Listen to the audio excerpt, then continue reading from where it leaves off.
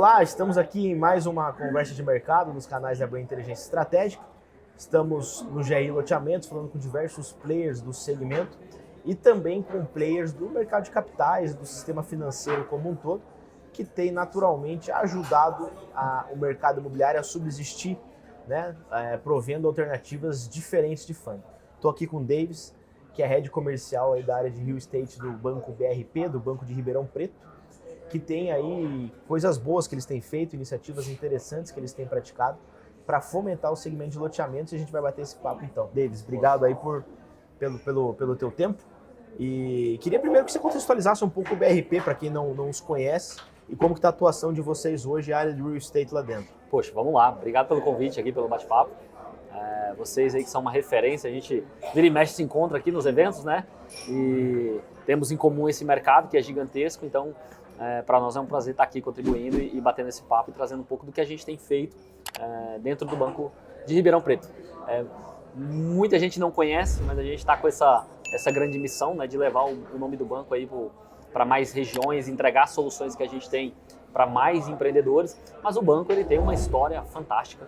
O banco tem 30 anos de idade, são 3 décadas aí, fundado em Ribeirão, com uma estrutura toda em Ribeirão Preto. Agora a gente tem uma célula, né? Tem um braço aqui em São Paulo, que é a nossa área de real estate, mas o banco tem uma grande história, já atuou em loteamento, atua muito forte no agro, tem linhas de BNDES, linhas voltadas para o agronegócio, e agora entrando aí cerca de 1 ano e 6 meses, muito forte no mercado imobiliário, estruturando uma área específica para levar crédito para empreendedores, principalmente para o segmento residencial. Então, falando aqui de loteamento e incorporação, é aquilo que a gente tem olhado com um grande foco, mas a gente consegue olhar também para todo o segmento imobiliário. Então, o banco ele é do Gilberto Sayão. Gilberto Sayão é um dos grandes nomes do mercado financeiro, né?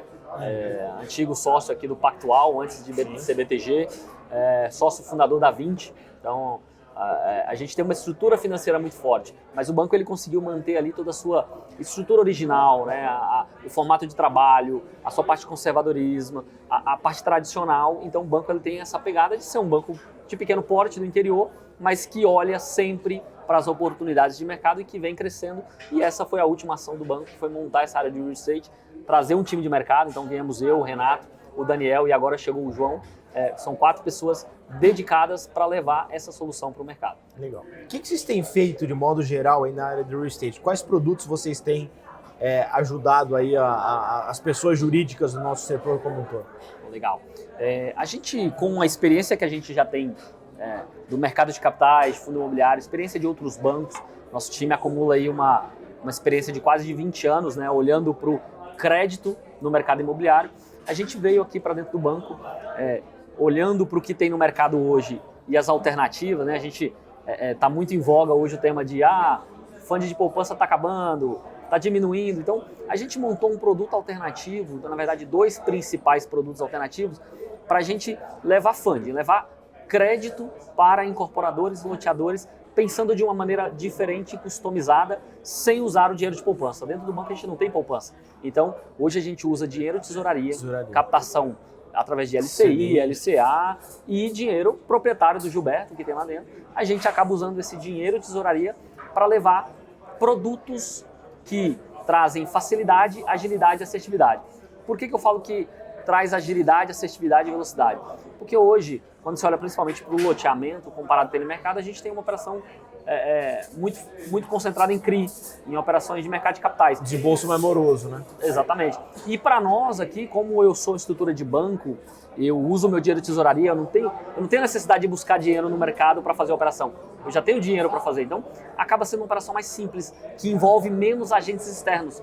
Basicamente, a gente precisa aqui de uma engenharia, um prestador de serviço de engenharia para fazer auditoria e um prestador de auditoria para recebíveis. Então a gente trata com poucos terceirizados e isso faz com que a operação seja mais rápida, mais veloz. Então, olhando para esses 2 produtos, hoje a gente tem levado para o incorporador e para o loteador o financiamento de obra, né?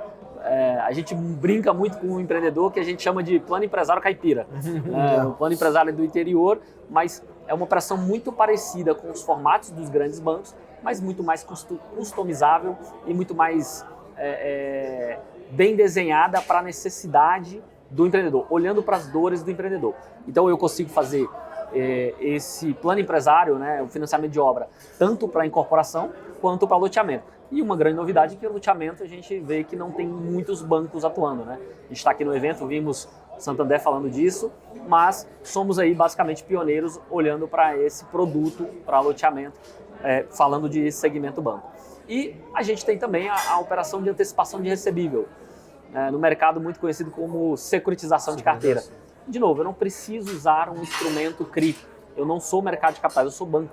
Então a gente faz uma CCB, às vezes ali com carimbo de imobiliário para dar isenção de IOF, e a gente consegue levar uma operação mais simples, onde eu antecipo o recebível daquele cliente, eu não estou fazendo um true sale, eu não estou comprando a carteira, eu estou pegando simplesmente, emprestando dinheiro para ele com o fluxo de uma carteira futura que ele tem, que vai pagar aí as PMTs daquela operação.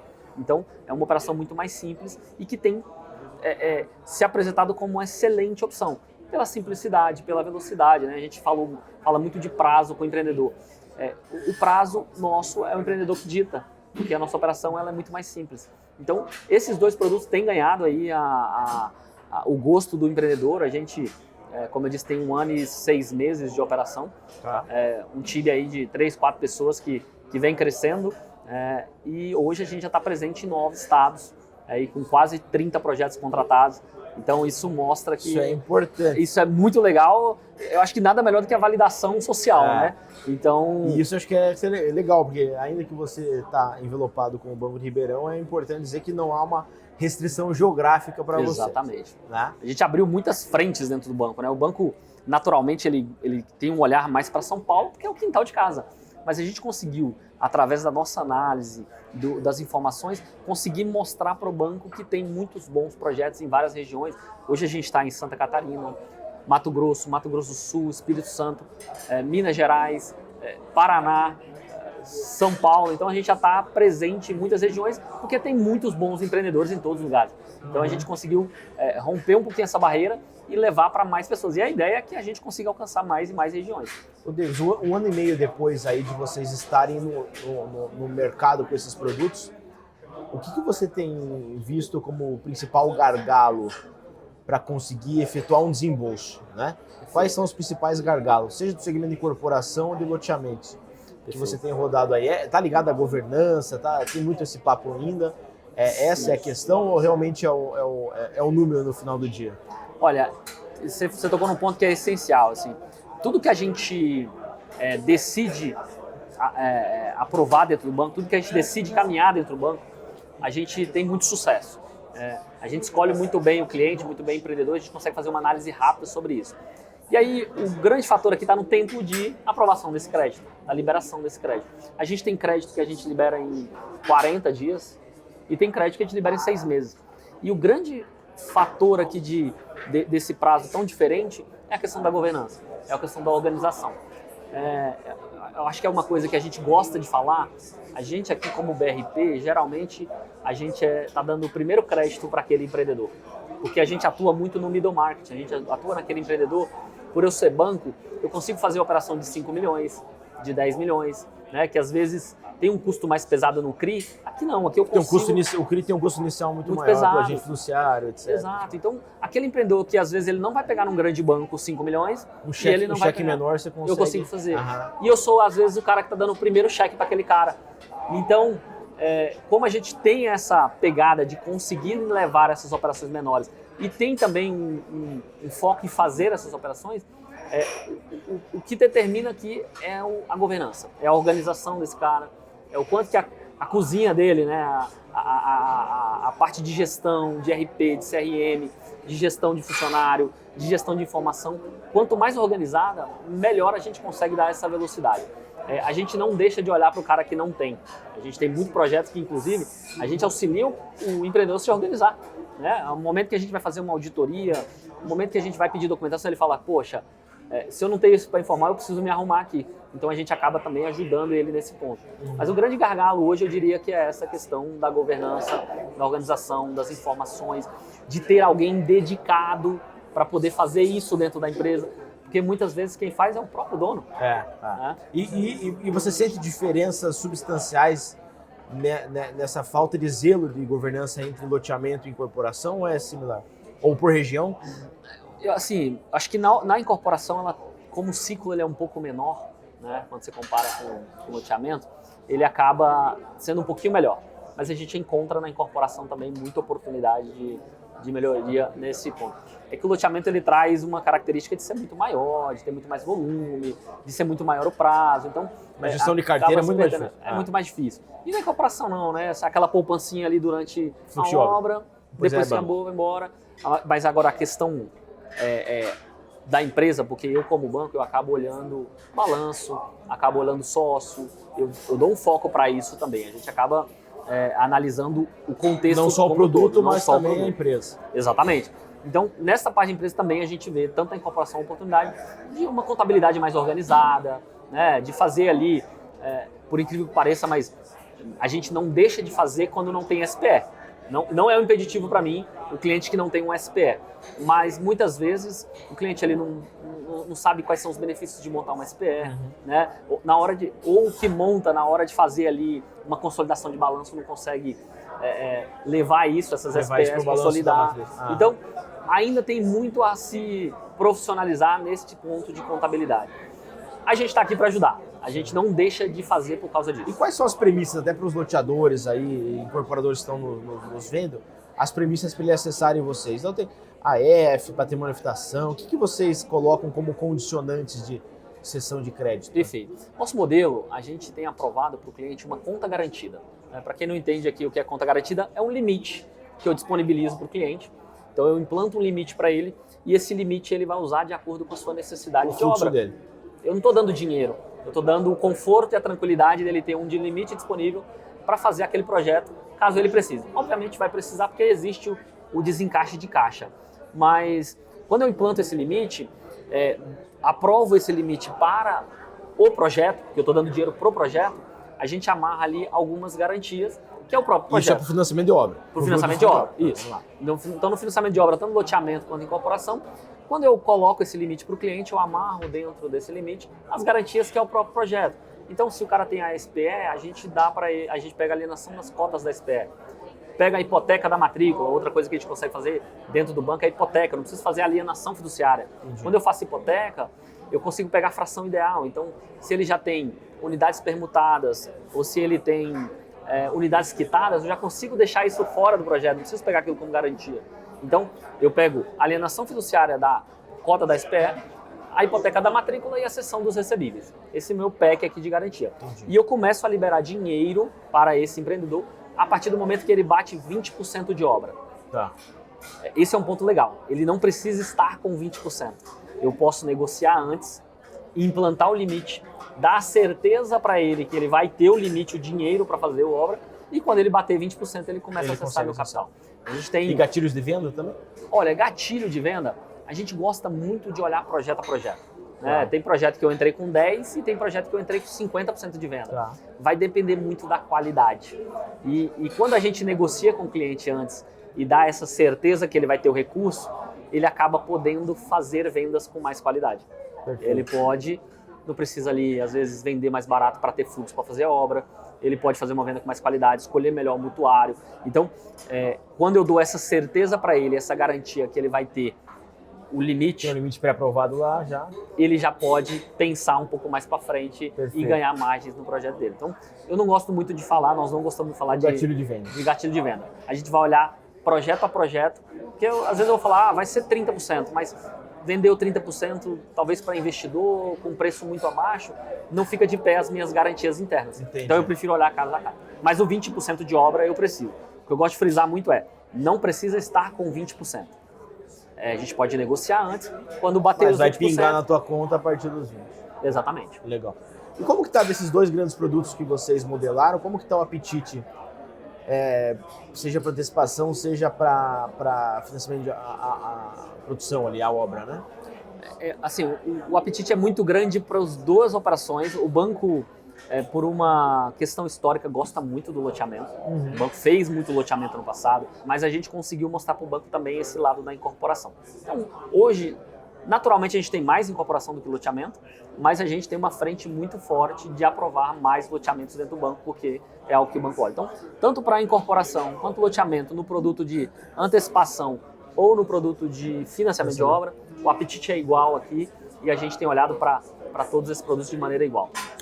Vocês sentem alguma barreira do ponto de vista do loteador que está aculturado a autofinanciar o seu cliente e subsistir o teu negócio dessa forma? Então você sente alguma barreira de aculturamento por parte do loteador quanto ao financiamento de obra? Porque essa foi uma queixa, a gente sabe, muito do setor há muitos anos, dos empreendedores, da falta de recursos de financiamento à obra, né? E vocês estão aí hoje um processo vanguardista aí de financiar isso. Mas, por outro lado, tem alguns que podem ter algum certo receio. Isso, às vezes, é falta de entendimento deles? Você sente alguma coisa nisso? Olha, eu acho que o mercado nunca ofereceu isso para ele. Então, às vezes a gente encontra o loteador que até desconfia, né? Fala, mas peraí, o loteador está acostumado a, no final da obra ou depois da conclusão da obra, ter ali players ou ter empresas do mercado que busca a carteira. E, de fato, o loteador, a carteira ali é um momento mais especial do empreendimento, né? Então, quando a gente chega com essa solução, é algo muito novo para ele. Mas com os argumentos certos e mostrando uma estruturação e com muita transparência, a gente consegue mostrar todos os benefícios dessa operação. Então, a gente quebra essa barreira muito rápido, até porque eu tenho um modelo, a gente se compara muito com o plano empresário, que todo mundo conhece o plano empresário. E a gente colocou, inclusive, melhorias quando comparado com o plano empresário. Por exemplo, uma coisa que a gente faz e que acaba abrindo sorrisos tanto do incorporador como do loteador, a partir do momento que eu começo a liberar dinheiro, que são os 20%, eu não reembolso o empreendedor, eu passo a adiantar recurso na conta dele no começo do mês. Então ele para de ter a preocupação do desencaixe de caixa. Por exemplo, você pega hoje um plano empresário tradicional, o empreendedor ele continua usando o fluxo do próprio bolso e no final do mês o banco vai lá medir e reembolsa o que ele usou. Eu faço ao contrário. Coloca na frente. Eu coloco na frente. Eu tô no risco com ele. Eu tô falando, cara, eu confio em você. Segue aqui, ó, toma o dinheiro. Negocia melhor preço, negocia melhor prazo, paga à vista, garante a tua mão de obra. Né? A gente sabe que mão de obra é um grande problema. Garante a tua mão de obra, porque se você fizer tudo isso, no final quem tem benefício é só você. Você pega menos dinheiro do meu limite. Você paga menos juros, você tem mais margem. Ah, puta, por que eu quero fazer isso? Porque eu quero um relacionamento mais a longo prazo. Eu não quero fazer só um projeto com o cliente, eu quero fazer 2, 3, 4, 5, até porque eu não tenho o tamanho dos grandes bancos. Eu sou pequeno, mas eu quero ter recorrência. Uma fidelização. Cliente. Então, essa é uma grande melhoria e que a gente consegue mostrar para ele e na prática está rodando. Então, hoje a gente pega lá quase 30 projetos que a gente tem, já está liberando dinheiro. Coloca no D1, é muito legal você ver o empreendedor feliz de ter no começo do mês o dinheiro para fazer a obra ao longo do mês inteiro. Legal. E assim, de acordo com o seu cronograma de obra. E aí a grande preocupação que ele vai ter é obra e venda. É o que ele precisa olhar, porque o dinheiro está ali disponível para ele fazer. Não quero pegar o dinheiro? Tudo bem. O banqueiro não gosta muito porque o banco ganha dinheiro quando usa o dinheiro. Mas ali está um limite disponível. A gente não obriga o cara a pegar o dinheiro. Ele tem a possibilidade de pegar ou não. Obviamente o cliente vai usar porque existe o desencaixe de caixa. Mas essa é a liberdade que a gente dá. A gente dá um dinheiro inteligente. A gente não obriga o cara a pegar. Davis, muito obrigado aí pelo teu tempo. Acho que foi ótimo conhecer essas soluções que o BRP tem fomentado o setor. Parabenizar o trabalho que vocês têm feito. Vocês estão com uma capilaridade realmente crescente. Temos ouvido de muitos clientes aí a atuação de vocês. Convido a todos a conhecerem melhor aí o trabalho do BRP nessa sua área de real estate, a curtir e compartilhar esse vídeo com todos os seus, para que a gente possa realmente disseminar cada vez mais um conteúdo relevante. Obrigado, David. Até a próxima. Obrigado. Valeu. Valeu.